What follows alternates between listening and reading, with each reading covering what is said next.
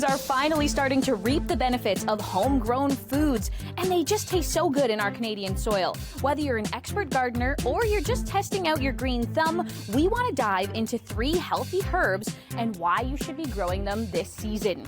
This is Health and Weather Extended, and today we've got 2 experts weighing in. Our master gardener Nadine Powell with some gardening advice, as well as nutritionist Diane Murphy with all the health benefits.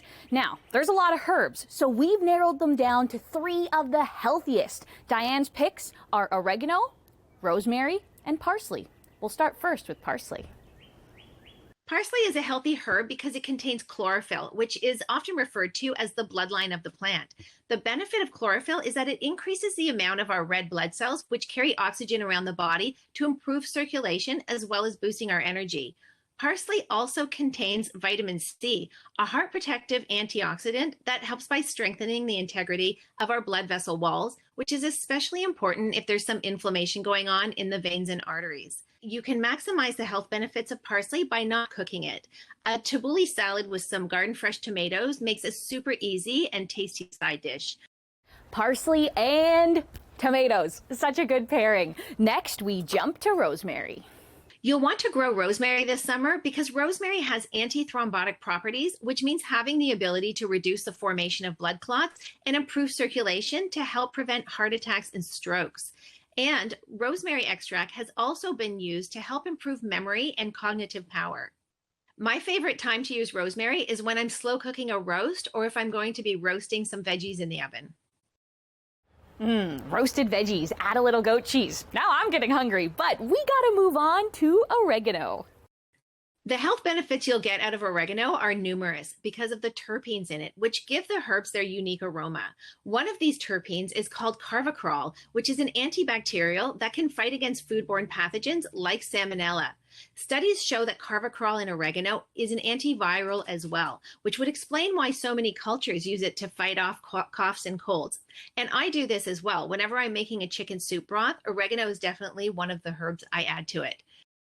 I've got a lot of recipes to get to now, but my issue is not cooking with these herbs, it's growing them and keeping them alive. So lucky for us, our in-house garden expert, Nadine Powell, has got some advice.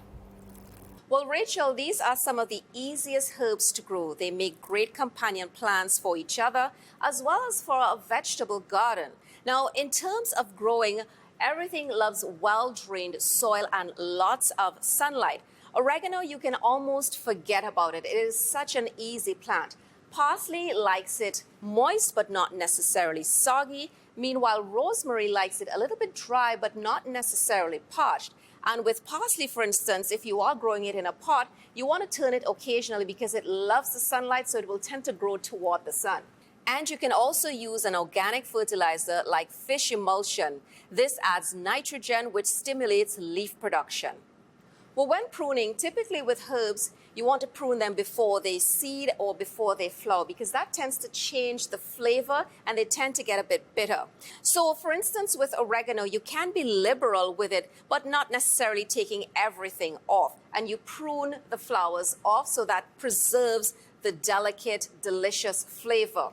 Rosemary, for instance, you never want to prune on any dry or woody bark because then you don't get the plant regenerating. But what you want to do is find a nice green stem and you prune that green stem, leaving about an inch that will encourage new growth. Parsley, for instance, you want to prune on the outside edges and you look for some of the longer stems, and those are the ones you want to prune at first down to about an inch toward the base of the plant. And that's how you grow these healthy herbs.